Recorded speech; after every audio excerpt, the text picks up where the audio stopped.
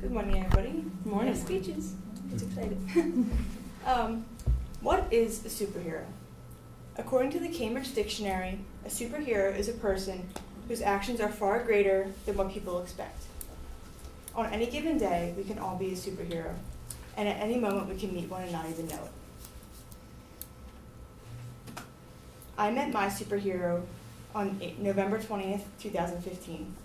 His name is Dylan Drea. He is my superhero because he donated his life-saving stem cells to me in August of 2013 to help me treat my leukemia. So that's when we first met. That outfit was actually not planned at all. That just kind of happened. In my survey, 83% of you had said that you did not know anyone who had received a stem cell or bone marrow transplant. Little did you know, you've been sitting next to somebody in class this whole time. Today, I would like to tell you what a bone marrow and stem cell transplant are, what they're used for, why it's important to get registered, and how you can get registered. So what is a bone marrow and stem cell transplant, and what are they used for? In my survey, only 66% of you said you had heard of what they are. According to BeTheMatch.org, a bone marrow transplant is a transplant that replaces unhealthy marrow with a healthy one. Stem cell transplants are very similar. The only difference is how the cells are harvested and what type of cells are used. There are 3 common types of transplants. The first common type is an autologous transplant. This is when they use your own stem cell or bone marrow, and they transplant it back into you after they had it extracted, and then clean it and they put it back. The most common type of transplant is an allogenic transplant. This is when donor cells are used. Last, the least common transplant, which they try to avoid as much as they can, is a haploidentical transplant.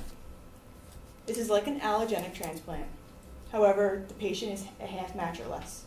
The donor is a half match or less to the patient. This is typically a parent or a sibling of the patient. And they only try to use this when they're the only option for the patient. And it's also much harder on the patient to go through afterwards.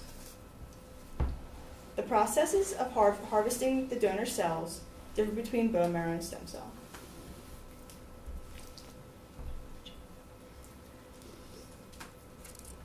In a bone marrow transplant, the donor goes through a procedure under anesthesia.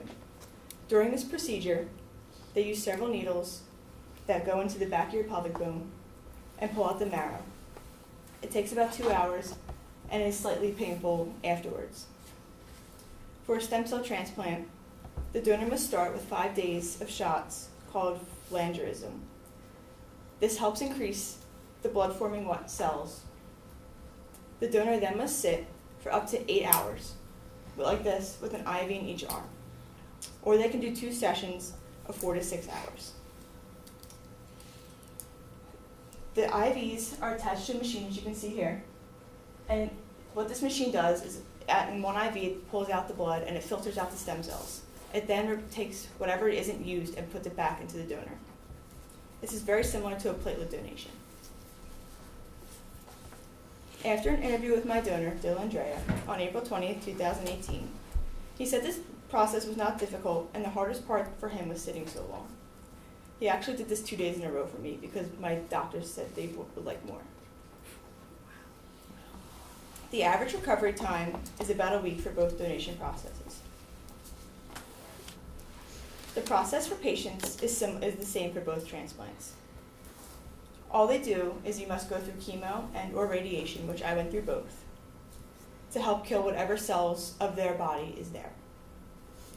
Then the donated cells are put into an IV bag like here and are attached to the central line, either a port, a Broviac, or just a central line that the patient has. And it gets put in like a blood transfusion. That's actually me, and that's my donor cells. Now that you know what transplants are, let me tell you why being a donor is so important. Number 1 reason, you can save a life. In my survey, many of you did not know what transplants are used for, or you said that they were just for cancer treatment. Now, while that is not wrong, they are used for multiple diseases. According to the article, Bone Marrow Transplantation from Johns Hopkins Medical, Bone marrow and stem cell transplants are used for leukemias, severe aplastic anemia, lymphoma, multiple myeloma, immune deficiency diseases, and in rare cases, solid tumors. Also, according to DoSomething.org, 70% of patients in need of a bone marrow transplant do not have a match in their family. This meaning that doctors must rely on the National Marrow Donor Program to try to find a close enough match for the patient. Another main reason why getting registered is so important is because of how few people are registered. According to an article from the Institute of Justice called Bone Marrow Statistics, only 2% of our population is on the National Registry. This 2% breaks down into 65% of Caucasians, only 47% are Hispanics, 44% are Asians, and only 34% are African Americans. This number shows just how difficult it is to find a match, especially for those of minorities. Since you now know what transplants are and why being registered is so important, let me share with you how to get registered. The process is fairly simple. There are many resources. The two most popular are Be the Match and DKMS. According to Be the Match, all you have to do is go online and register to have a kit sent to your house. Then use the 4 cotton swabs and swab the 4 corners of your mouth. This takes about 5 minutes if you do it the right way. The last thing you do, you just send it back.